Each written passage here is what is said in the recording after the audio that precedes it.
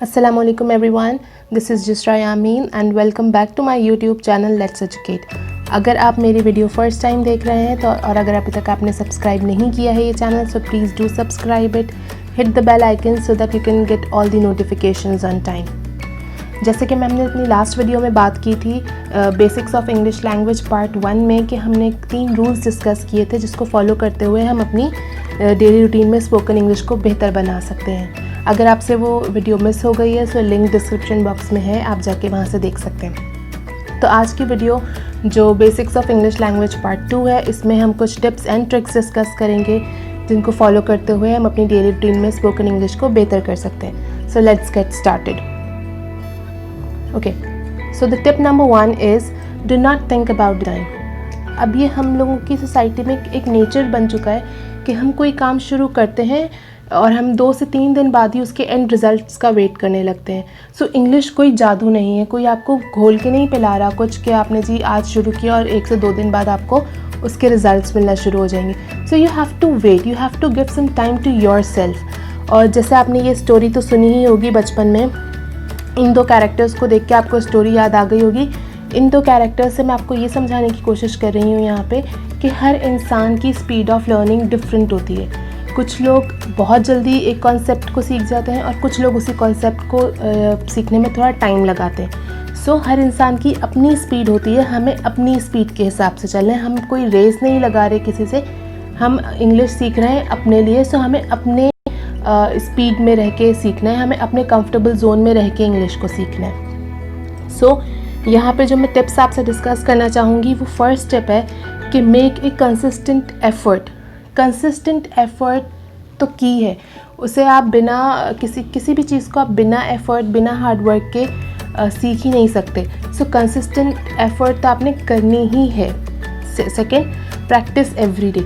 अब आपने प्रैक्टिस भी रेगुलर करनी है। ऐसा नहीं हो सकता कि आपने एक दिन प्रैक्टिस किया या एक हफ़्ता बहुत दिल लगा के प्रैक्टिस किया और नेक्स्ट वीक आपने उसे बिल्कुल निगलेक्ट कर दिया। तो आपने एक बैलेंस रखना है कि जी थोड़ा थोड़ा ही सही, लेकिन प्रैक्टिस जो है वो आपने रोज़ करनी है। वो स्पीकिंग एक्टिविटी भी हो सकती है, वो लिसनिंग प्रैक्टिस भी हो सकती है। Third and the most important tip is keep your self motivated. अगर आपने इंग्लिश लैंग्वेज सीखना स्टार्ट कर दिया है और आप अभी भी स्ट्रगलिंग फेज़ में हैं सो प्लीज़ डीमोटिवेट ना हो। अब कीप योर सेल्फ मोटिवेटेड, क्योंकि मोटिवेशन ही है जो आपको एक दिन सक्सेस की तरफ लेके जाती है। So these were 3 tips. Now let's move forward to the second tip. Second stage is do not run after grammar. अब बहुत सारे लोग ये सोच रहे होंगे कि जी ये कैसे हो सकता है कि हम इंग्लिश बोलें और ग्रामर पे फोकस ना करें। हमें तो ग्रामर सीखना बहुत ज़रूरी है अगर हम अच्छी इंग्लिश बोलना चाहते हैं। तो यहाँ मैं आपको बताती चलूँ कि yes, I understand that grammar is very important, but for survival English, grammar is not very important.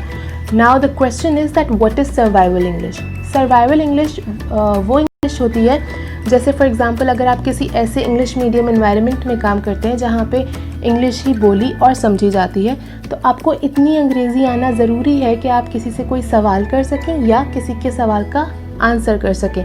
सो उस एनवायरनमेंट में सर्वाइव करने के लिए आपको जितना सीखना होगा या जितनी अंग्रेज़ी आपने लर्न करनी होगी वो होती है survival English.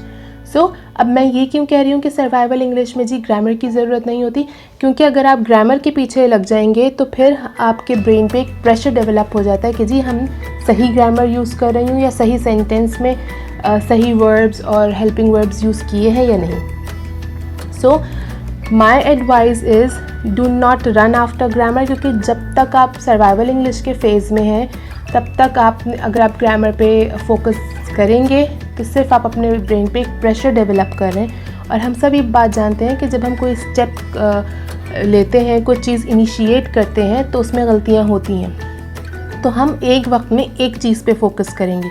Okay, so grammar is very important but grammar comes after the phase of survival English. Let's take an example. जो लोग ये सोच रहे हैं कि नहीं जी ग्रामर तो बड़ी इंपॉर्टेंट है, तो मैं आपको एक एग्जांपल देती हूँ कि हम में से कितने लोगों ने अपनी मदर टंग ग्रामर से सीखी है।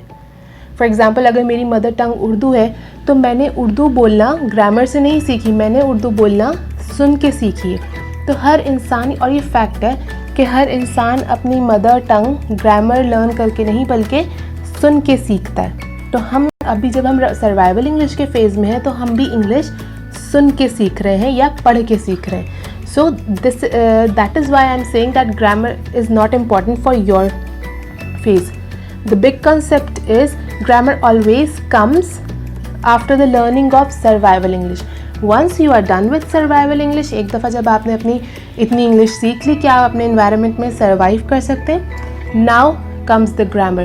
Now you just have to enhance your English to add some more grammatical concepts in it. I hope I made it clear. So जैसे कि मैं अपनी फर्स्ट वीडियो में भी आपको कुछ सेंटेंसेस दिए थे, इस वीडियो में भी मैं आपको कुछ सेंटेंसेस दे रही हूँ। आप इसका स्क्रीनशॉट ले सकते हैं और इसको अपनी डेली रूटीन में इस्तेमाल कर सकते हैं।